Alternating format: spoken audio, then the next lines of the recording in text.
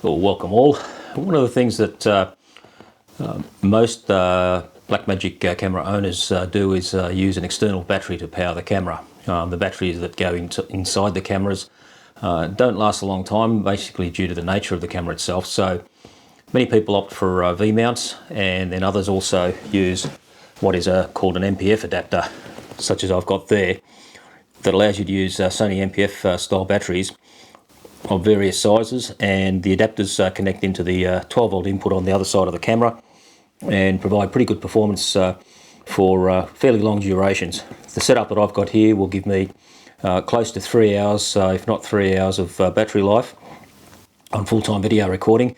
So that's actually pretty good, given that the standard Canon battery in the camera will probably barely give you 50 minutes and often much less than that as well.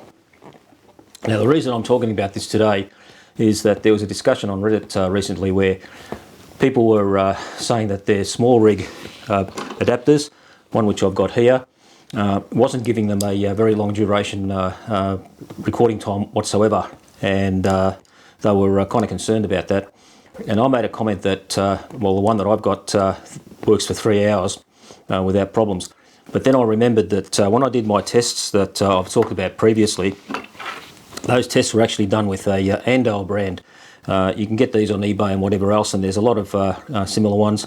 I don't know whether they all come out of the same factory and Andoer just brands theirs with their own label, or whether they do any further QC with their products. But this is the one that I used for testing, or one of the two that I've got, and got 3 hours of recording time using 4K video at 2.41 5:1 compression ratio, so it's a fairly high quality video out of it.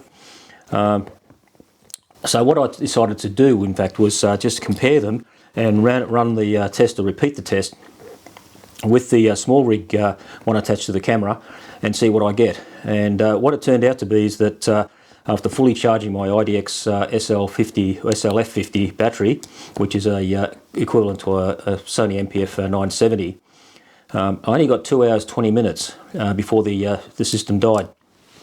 So I repeated that and still got the same result. And then I reattached the Andoer one that I had, and I got just under 3 hours. It was 2 hours and 50 minutes, and that's a half-hour difference basically in recording time, which I think is pretty bad, really, because half an hour of recording time is quite substantial, and to lose that is not a good thing at all. And whilst I was recording, the camera indicator on for the battery voltage was showing 11.6 for the SmallRig, and 12.1 or a bit more than that at the beginning for the Andoer. And so it's already starting off with a better voltage, and therefore I think that's what gave me the longer duration. And so I subsequently also did a voltmeter test, and when I put the cable into the SmallRig adapter, I'm only getting 11.8 volts coming out of it, and when I put the same voltmeter onto the Andoer, I'm getting 12.8 volts. So there's a 1.1 volt difference between the two adapters already, and that is quite significant when it comes to battery duration with a camera such as the Blackmagic, which has a fairly high current draw. And that really is quite disappointing for me, in that I've used a lot of SmallRig products over the years, and albeit they haven't been electronic devices, and they've always been high quality. So somewhere along the line, SmallRig has dropped the ball when it comes to the MPF adapter, and it now doesn't work like it should work. If a relatively cheap, and I wouldn't say the Andoers are cheap, they're about $70 odd nowadays. I got mine probably about half that price when they were first coming out. And the SmallRig one, this is the metal one that comes with the full cable kit and all the rest, does cost more. I got it as a special deal during just prior to Christmas, but it doesn't really matter what you pay for. If the quality of the product is not up there, then it's not really worth owning. So it's a bit of a warning to people who are looking at getting an MPF adapter for the Pocket 4K or Pocket 6K, if that's the style that they want to use, because it's quite handy, and as you can see, fairly compact size. You can put any size MPF battery on there and get some quite good filming time out of it. The other thing that I noted, and I've gone back to the retailer on this, is the IDX dual battery charger that I was using.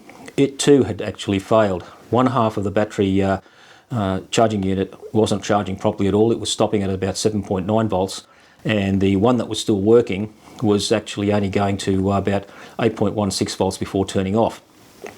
Now I've got a relatively inexpensive dual USB-C charger for MPF batteries, so I put the batteries on those, and lo and behold, both of the IDX batteries charged up to 8.46 volts, which is roughly where it should go to when it's fully charged.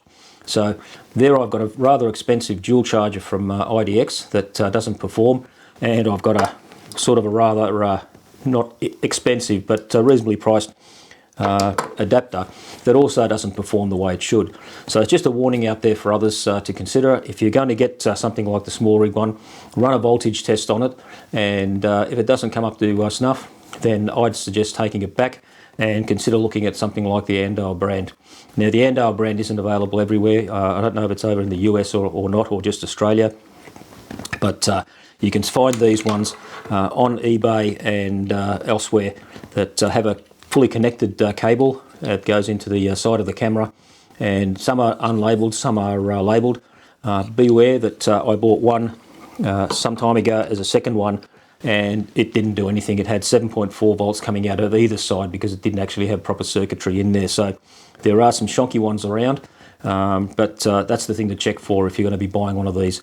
When they work brilliantly, and I wouldn't do without it, but it's unfortunate that the SmallRig one, which was a better unit because the cable wasn't on the side of the camera coming out, it was on the inside, isn't up to the standards that it should be. And I'll be contacting SmallRig about that and seeing if they've got any answers for what is basically a bit of a product failure at the moment. So I'll give you feedback on that when they reply, but on that note, I'll call it cheers.